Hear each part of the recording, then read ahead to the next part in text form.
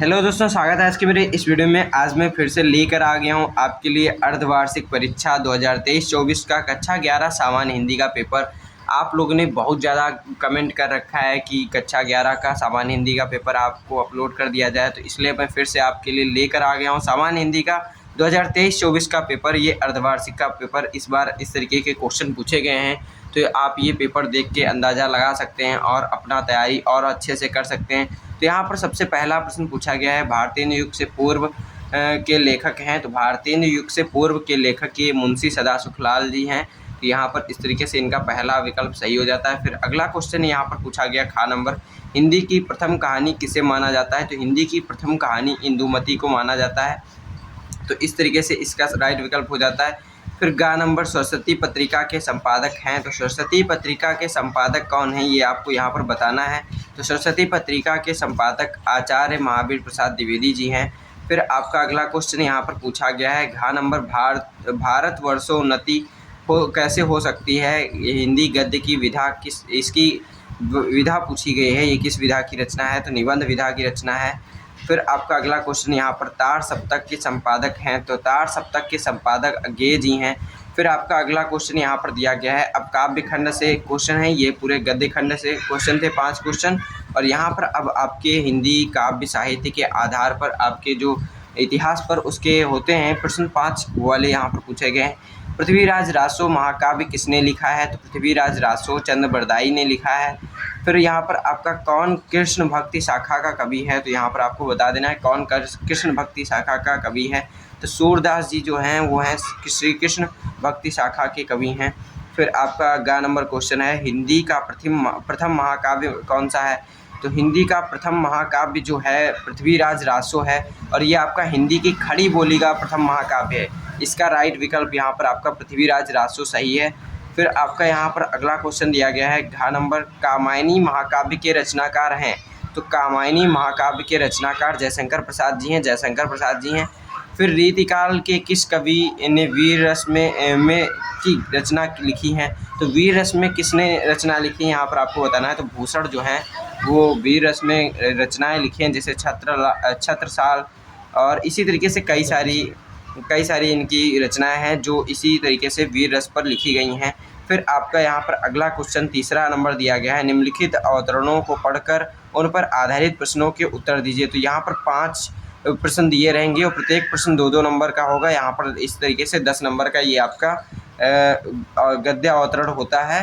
तो इसका आपको करना बहुत ही इंपॉर्टेंट होता है। तो ये आप अच्छे से पढ़े रहेंगे चैप्टर को तो उस तरीके से कर सकते हैं, नहीं तो ये पूरा खुद ही दिया रहता है। ये जो पैसेज दिया है, गद्य अवतरण दिया है, इसी को आप पढ़ करके इसका पूरा आंसर दे सकते हैं। और आपको संदर्भ लिखना आना चाहिए, और इसका जो लेखक का नाम है और पाठ का नाम है वो लिखना आना चाहिए। तो इसके पाठ का नाम भारतवर्षोन्नति कैसे हो सकती है, तो इस तरीके से आप लिख देंगे। पूरा संदर्भ आपको लिख देना है। फिर रेखांकित अंश की व्याख्या करना है। इस क्वेश्चन पेपर में मैं रेखांकित अंश की व्याख्या नहीं करवा रहा हूँ, और यहाँ पर ये आपको जो पैसेज है इसको सॉल्व कर लेना है खुद से। तो अंग्रेज़ों की उन्नति और भारतीयों की अवनति का क्या कारण है, इस तरीके से आपको यहाँ क्वेश्चन पूछा गया है। फिर देश उन्नति के शिखर पर किस प्रकार पहुँचेगा, यहाँ पर ये पूछा गया है। वहाँ 5 प्रश्न आपको 2-2 नंबर के 5 प्रश्न पूछे गए थे, लेकिन यहाँ पर सिर्फ 4 ही प्रश्न लिखे हुए हैं।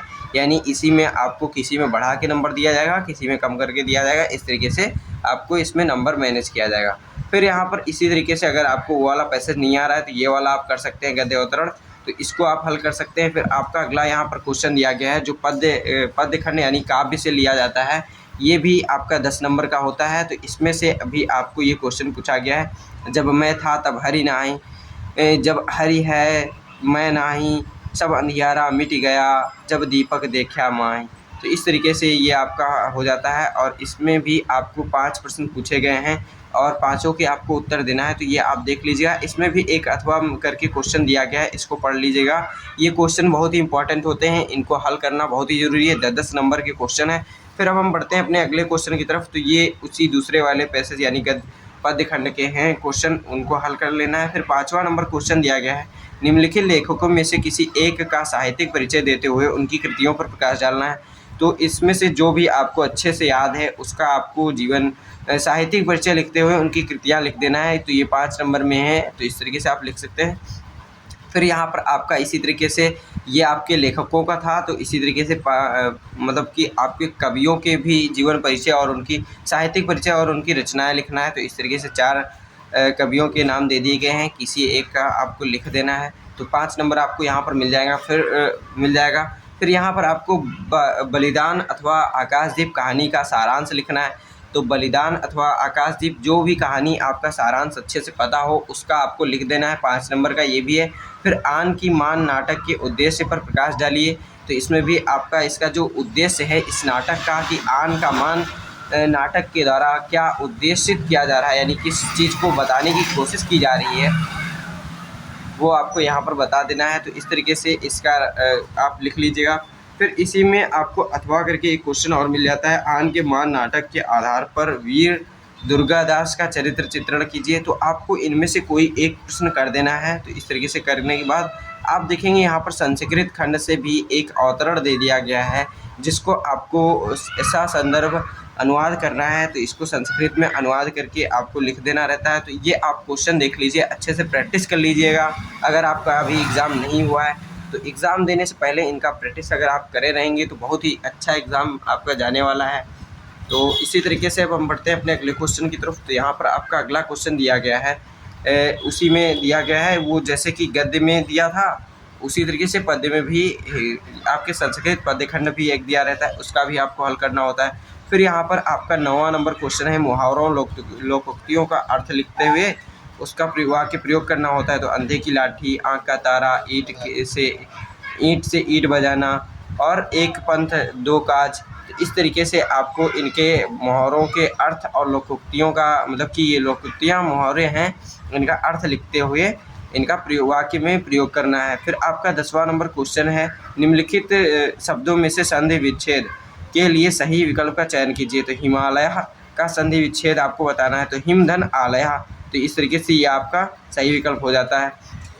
फिर आपका अगला क्वेश्चन दिया गया, विद्यार्थी का संधि विच्छेद है। तो विद्याधन यहाँ पर आपका अर्थी विद्यार्थी कौन सा आपका ये वाला आपका सही विकल्प हो जाता है। फिर यहाँ पर आपका अगला क्वेश्चन है, उपेंद्र का संधि विच्छेद है। तो उपधन इंद्र ये वाला आपका इसका सही आंसर हो जाता है। उपधन इंद्र ये वाला आपका राइट विकल्प हो जाता है। फिर आपका अगला क्वेश्चन है 11 का नंबर, करुण रस अथवा वीर रस की परिभाषा सा उदाहरण सहित लिख देना है। फिर आपका अगला क्वेश्चन है, अनुप्रास अथवा उपमा अलंकार का लक्षण उदाहरण देना है। तो इस तरीके से ये 2-2 नंबर के क्वेश्चन 3 दिए गए हैं। तो फिर यहाँ पर आपको दोहा अथवा चौपाई छंद का लक्षण और उदाहरण लिखना है। तो ये भी 2 नंबर का। इस तरीके से यहाँ पर आप कर लेते हैं। फिर इंटरमीडिएट कॉलेज के प्रबंधक को लिपिक के रिक्त पद हेतु नियुक्ति के लिए आवेदन पत्र लिखना है। तो इस तरीके से आपको एक आवेदन पत्र लिख देना होता है, किसके लिए, लिपिक पद के लिए आपको लिखना है। तो ये बहुत ही रिपीटेड क्वेश्चन है, पिछले साल जब मैंने भी दिया था एग्ज़ाम तो ऐसे ही कुछ क्वेश्चन पूछे गए थे, बहुत ही इंपॉर्टेंट क्वेश्चन है। तो इनका प्रैक्टिस आप ज़रूर करिए रहेगा।